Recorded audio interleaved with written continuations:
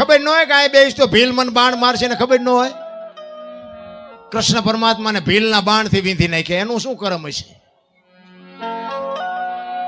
અરે થઈ થાવીને થાશે આવો ત્રિકાળ જ્ઞાની મહાપુરુષ ગંગાનો પુત્ર ભીષ્મ છેલ્લે બાણની પથારીમાં હોવું પડ્યું, એનું શું કરમ હશે?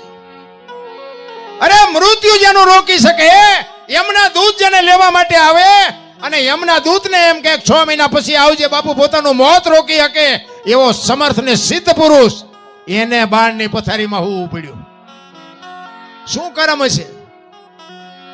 ગંગા જેવી જનેતા મારા રામ, તમે વિચાર કરજો.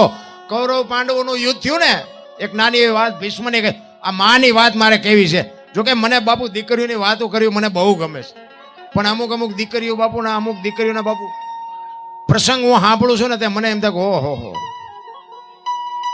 એક મા બાપે બાપુ નાની એવી દીકરી હોય એના ઉછેર માટે મા બાપે કેટલી મહેનત કરી હોય, બધું એને લઈ આવ્યું હોય, ભણાવ્યું હોય, ગણાવ્યું હોય, એને કપડા જે કીધા હોય કપડા લીધા હોય, વાહન કીધું હોય વાહન લઈ દીધું, મોબાઈલ કીધું મોબાઈલ લઈ દે, અને એના કાળજા ઉપર પગ મૂકીને દીકરી બાપુ વહી જાય. અમુક દીકરીઓ બાપુ એમ કે આ મારા મા બાપ નથી, તેથી મા બાપના હૃદય ઉપર શું વીતતી છે ભલા માણસ? અરે હાથ જોડીને કહું છું બાપુ આવું પગલું ન ભરતા મારા બાપ. તમે જિંદગીમાં કોઈ દી ક્યાંય તમે છૂટી નહીં શકો રામ. અરે અમુક મા બાપ બાપુ એની આંખોમાં આહુડા હુકાતા નથી, એને રોકવા હોય તો રોકાતા નથી. શું બાપુ કેવા પગલા ભર્યા છે?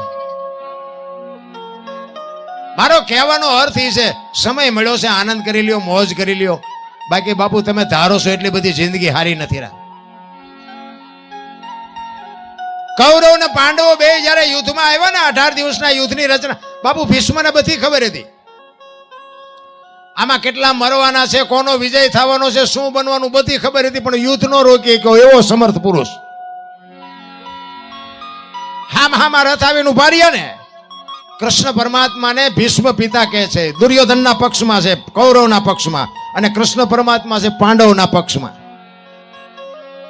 ભીષ્મ પિતા કહે છે કૃષ્ણ પરમાત્માને